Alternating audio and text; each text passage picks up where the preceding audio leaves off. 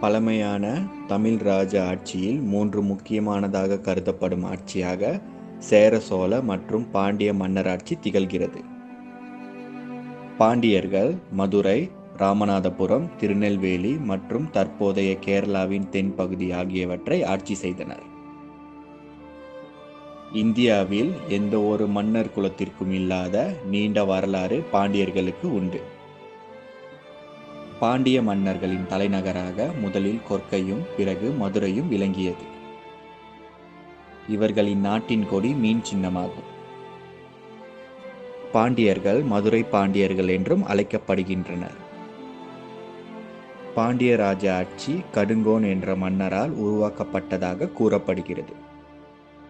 பாண்டியர்களின் கட்டிடக்கலைக்கு எடுத்துக்காட்டாக மதுரை மீனாட்சி அம்மன் ஆலயம் திகழ்கிறது. தரமான முத்துக்கள்,